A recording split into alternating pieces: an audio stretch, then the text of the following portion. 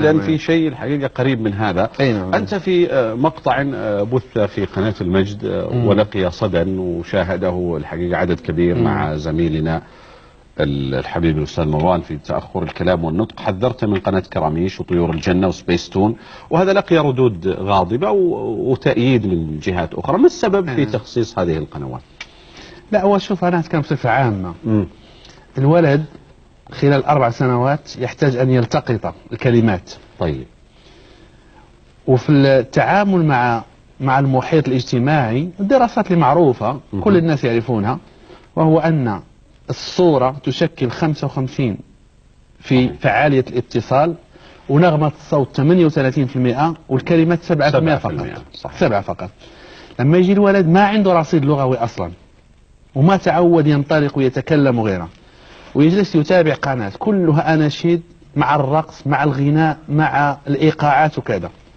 أول شيء الصور اللي هو الرقص والحركة والمشاهد والسرعة المشاهد 55 مسكت الولد، ثم نغمة الصوت اللي هو الإيقاع والغناء 7% اختفت، وبالتالي الولد لن يلتقط أي كلمة أبدا، يتأخر النطق.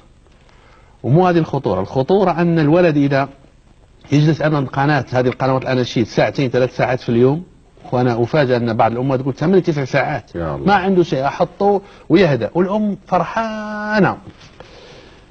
الخطورة ما هو أن لما يوصل الولد 3 4 سنوات ما يتفاعل مع المجتمع، ما يتفاعل مع الأم، تأخذه إلى الطب التطوري أو نفس علم أو نفس نمو وسلوك اللي عندكم في المملكة تقولوا نفس نفس النمو.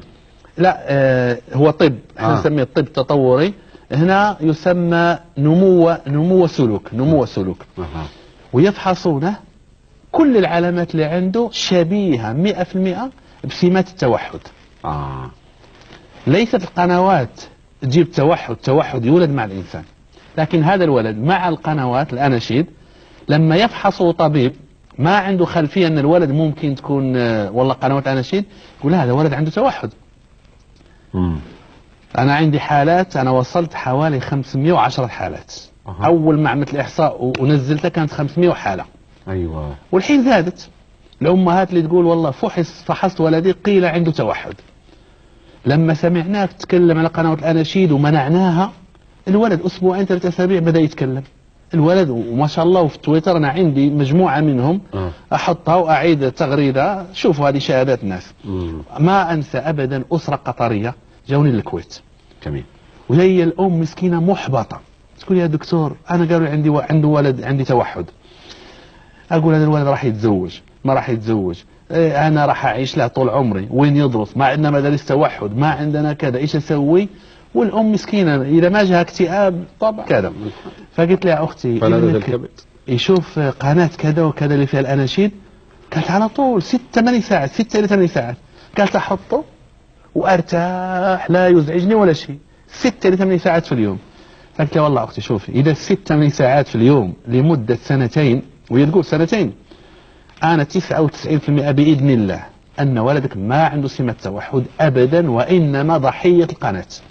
معقول؟ إيه والله أختي أنا 99% وعندي حالات وكذا، وطلعت حتى جهازي وجبت لي حالة أخت إماراتية ناشرة مقال تقول لما كان ولدي وعنده سمة توحد، ولما سمعت الدكتور مصطفى ونزلتها. هذه الأخت قطري ما أنساها، قامت المسكينة هي وزوجها قاعدين وجاي من ولدهم بعد، قامت قلت وين رايحة؟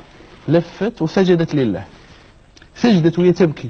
دكتور هم وانزاح. بدأت أقول هذا الولد راح يتزوج راح يعيش راح كذا.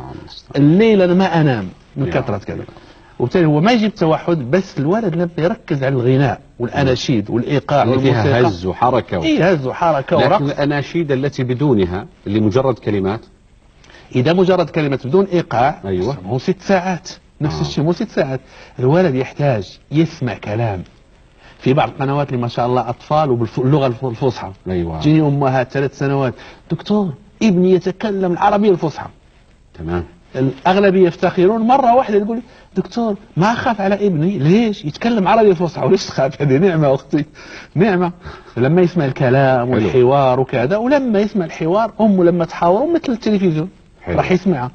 فواحدة من الأخوات قلت لها أختي هذا الولد اللي تقولي 8 ساعات. هذا دكتور راح يتعلمون اشياء حلوه. والله اختي الرقص والغناء وين اشياء حلوه؟